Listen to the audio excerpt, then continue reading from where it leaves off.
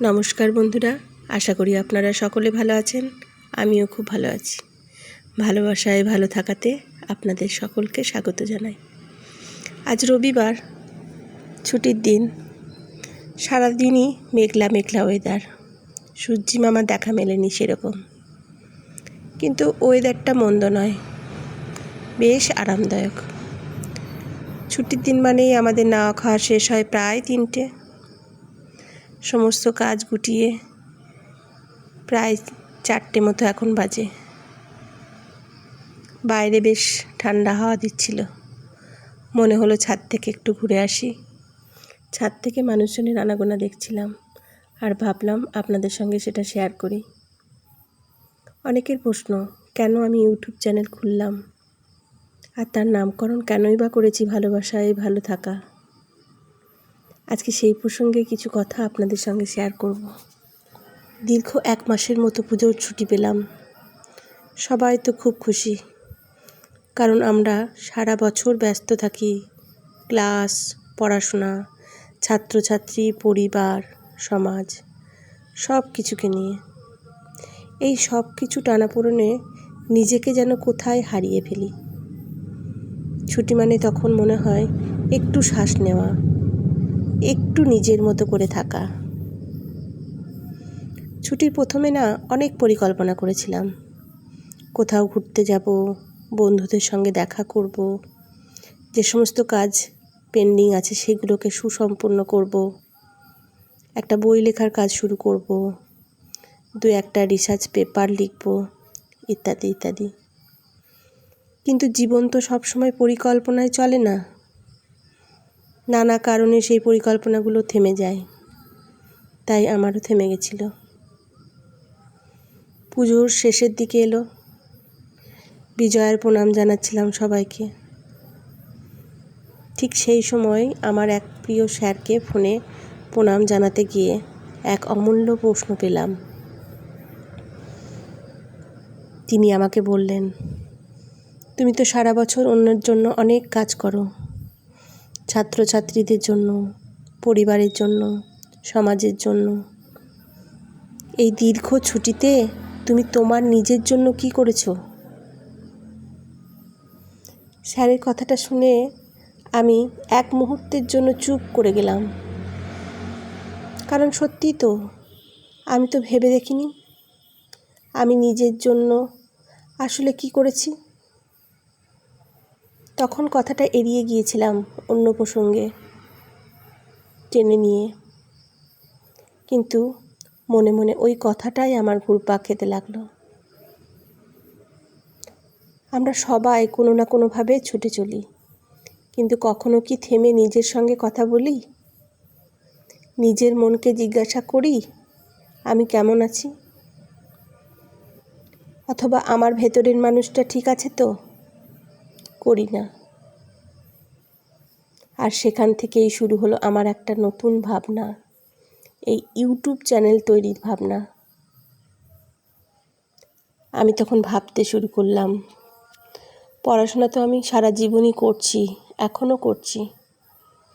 Degree, গবেষণা, পরীক্ষা সবই আমার জীবনের একটা অবিচ্ছেদ্য অংশ। কিন্তু পড়াশোনার বাইরেও তো একটা জগৎ আছে, একটা জীবন আছে, যেখানে মানুষ শেখে বাঁচতে, অনুভব করতে, ভালোবাসতে। ছুটির দিনগুলোতে যখন একান্তে সময় পেলাম, তখন মোবাইল ঘেঁটে অনেক মানুষের ব্লগ দেখেছিলাম, গল্প, পডকাস্ট, অভিজ্ঞতা দেখলাম, তাদের কথা শুনলাম। তখন মনে হয়েছিল প্রত্যেকের মধ্যেই একটা গল্প আছে, অনেক কিছু শেখার আছে, জানার আছে, আর তাতে কিন্তু মনও ভালো থাকে। তখনই ভাবলাম, আমারও তো অনেক কথা আছে যা মনে জমা থাকে, কিন্তু কাউকে বলা হয় না। সেই কথাগুলো যদি আমি অন্যদের সঙ্গে ভাগ করে নিতে পারি, তাহলে মনটাও হালকা হবে, আর হয়তো অনেকেই আমার ভাবনার সাথে মিল খুঁজে পাবে। এই ভাবনা থেকেই তো চ্যানেলের জন্ম হলো ঠিকই, কিন্তু এবার এলো চ্যানেলের নামকরণ। এই চ্যানেলটা আমার কাছে শুধু একটা প্ল্যাটফর্ম নয়, এটা আমার আত্ম আবিষ্কারের একটা পথ।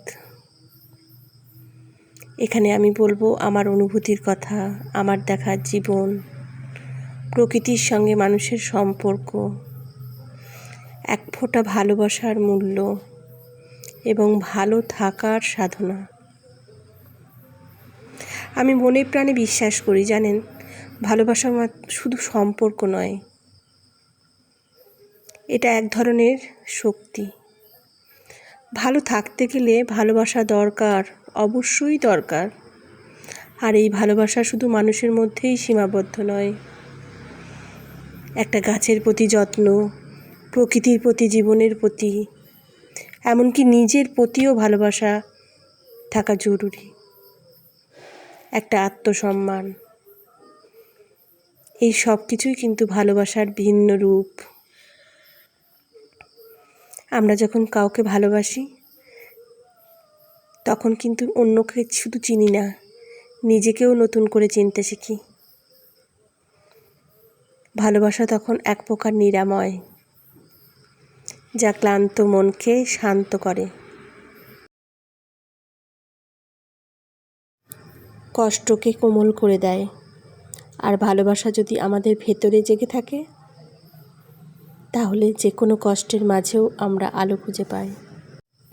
তাই আমার এই চ্যানেল ভালোবাসায় ভালো থাকাতে আমি শুধু আমার কথা বলবো না, বরং আমার মতো আরও অনেক মানুষের ভাবনা, তাদের অনুভূতি, প্রকৃতির সঙ্গে সংযোগ, সব কিছুকে নিয়ে আমি কথা বলবো, যা আমাদের প্রতিদিন নতুন করে বাঁচতে শেখায়।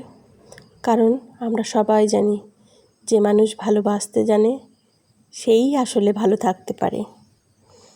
তাই আমার এই চ্যানেল ভালোবাসায় ভালো থাকা হলো জীবনের প্রতিটি ছোট ছোট সুখ, প্রত্যেকটি অনুভূতি, প্রতিটি সম্পর্কের গল্পকে নিয়ে, যেখানে ভালোবাসা মানে বেঁচে থাকার শক্তি, আর ভালো থাকা মানে ভালোবাসার চর্চা করা। আশা করি সবাই আপনাদের সকলের প্রশ্নের উত্তর পেয়ে গেছেন। আমার চ্যানেলটি কিভাবে তৈরি হলো এবং তার নামকরণ কিভাবে আমি করেছি, কোন চিন্তা ভাবনা থেকে করেছি। ভালো থাকবেন সবাই, সবাইকে ভালো রাখবেন। আর ভিডিওটি যদি ভালো লাগে তাহলে সবাইকে শেয়ার করবেন, লাইক করবেন। অনেক অনেক ধন্যবাদ। Thank you.